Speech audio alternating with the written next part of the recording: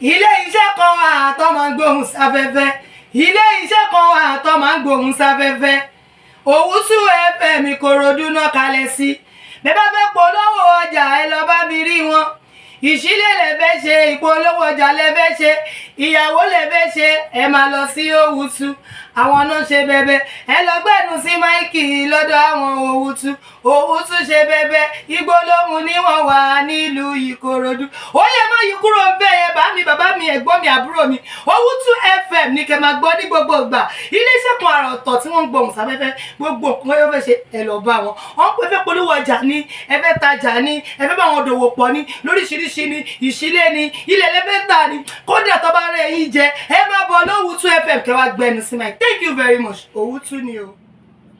kọ́ńtà lẹ́ni tó mẹ́ Nàìjíríà tí ó kàn á sì wà sí fún wọn ní ìpara ni wá bẹ́ẹ̀ bá tẹ̀ pẹ́ ń bẹ̀ títí ẹ lọ́dún mẹ́rin tẹ́ ẹ bá pẹ́ ń bẹ̀ ẹ lọ́dún mẹ́jọ bẹ́ẹ̀ bá kú ń bẹ̀ ẹ ń bọ̀ wá bá wa ń lé ni. bàbá ẹja tún yà díẹ̀ lọ. àbọ̀ àbá ń sọ̀rọ̀ wọ́n ń sọ̀rọ̀ lọ́rọ̀ Nàìjíríà. ó ti yé àbí òye. ẹ kàn délẹ̀ lọ́rọ̀ Nàìjíríà yẹn wọ́n sọ̀rọ̀. ó ní wípé bẹ́ẹ̀ bá lọ́dún mẹ́jọ ẹ ń padà bọ̀ wá bá wa ń lé ni bẹ́ẹ̀ bá fara ni wá gbogbo tẹ́ ẹ bá kó jọ láyé yẹn ìjọba tẹ́ ẹ bá kó jọ láyé lé níyì tẹ́ ẹ dẹ̀ ń fìyà jẹ wá àwọn ọmọ yóò padà tá fáwọn ọmọ wa ń gbàǹjo ni. torí kò sẹ́ni tí ìnira yẹn ò kàn. ó tó lẹ́yìn àfa náà. àfa tí ò bá níṣẹ́ lọ́wọ́ ibi ó pa. wọ́n láwọn olóṣèlú ò mọ̀ epo ọ̀fẹ́ náà ń gbà gbogbo ẹ. àwọn ènìyàn Ọlọ́run nìyẹn àwọn náà ń gbìyànjú tí wàá bọ́lọ̀ ṣe fún wa lágbára bọ́jú orí wa ṣe máa ń ṣe náà.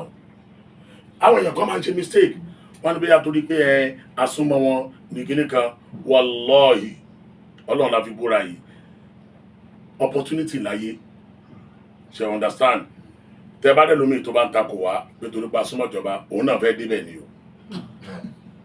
ó rọjú mọ́ ni. ó wo òun náà láti wá bẹ́ẹ̀ ni o tó bá rí opportunity táwa náà rí pé Ọlọ́run ní ká súnmọ́ àwọn kan gbogbo wọn kọ́ la súnmọ́ o pa torí Nàìjíríà fẹ́ pa súnmọ́ àwọn kan tí wọn náà bá rí opportunity láti súnmọ́ àwọn ẹlòmíín náà yìí tó o bá rí fi ṣàánú àwọn èèyàn àwa náà ń gbìyànjú aspect tiwa à ń fáwọn èèyàn ló ń jẹjẹ à ń ṣe prógrámù tá à ń dún àwọn èèyàn nínú Suleiman à ń ṣe prógrámù tá à ń dún àwọn èèyàn nínú tá à ń fáwọn èèyàn ní oúnjẹ jẹ lọtibẹ yẹn ṣe to understand aspect ibi táwa náà ń gbà àwa náà ń ṣe Ọlọ́run ṣe fún wa lágbára. ìmọ̀ràn lè fẹ́ gbà wọ́n báyìí ìmọ̀ràn lè fẹ́ gbà wọ́n nǹkan ara ni àwọn èèyàn ìmọ̀ràn lè fẹ́ gbà wọ́n. ìmọ̀ràn tèmi ó gba ayé náà ni pé ẹja máa ṣàdúrà. ìjọba ìjọba ìmọ̀ràn tá a gbà yìí ni wípé ẹja wọn bí orí ibú yẹn ara ni wá wallahi ara ni wá bàbá rẹ nìkan láyé lè ní ti bá ń fọ agbákò níjọba ni mọ̀dí bàbá mú ìdí ìbẹ́ ló ń pariwo títí sátorí ẹ̀ change.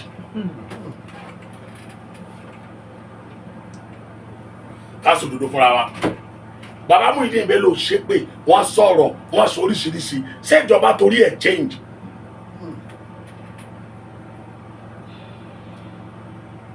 àìmọye program táwa yìí wà tí bàbá mú ìdí ìbẹ́ ló wà táwọn ìjọba dẹ̀ wà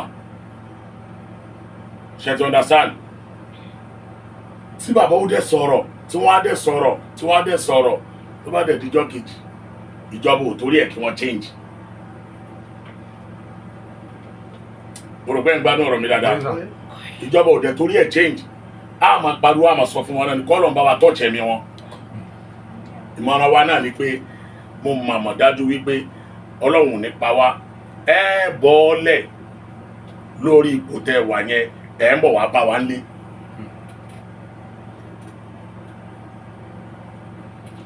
fáwọn ará ìlú ńkọ́ kí ni solution fáwọn ará ìlú. àwọn aráàlú bẹ́ẹ̀ni solution tèmi bá aráàlú náà ni wípé sùúrù náà la ṣe á sì máa bẹ Ọlọ́run kọ́lọ̀ ń jọ nínú àánú ẹ̀ kó ṣàánú wa ṣé alájà nísìnyí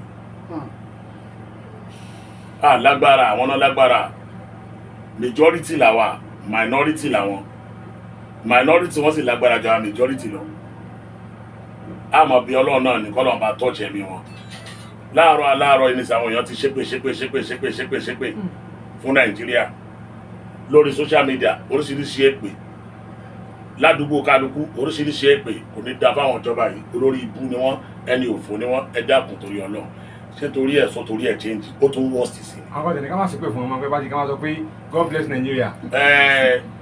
bóyá wọn ro tamẹ́ríkà tamẹ́ríkà ní God bless America pé God bless Nigeria a máa ṣàdúrà náà ní kọ́lọ́mbà wa kó sí wọn lẹ́mìí kọ́lọ́mbà kó sí wọn lẹ́mìí kọ́lọ́mbà kó sí wọn lẹ́mìí because nǹkan lágbára.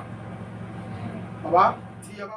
Kindly subscribe to our YouTube channel, Owutu FM Lagos. Bye.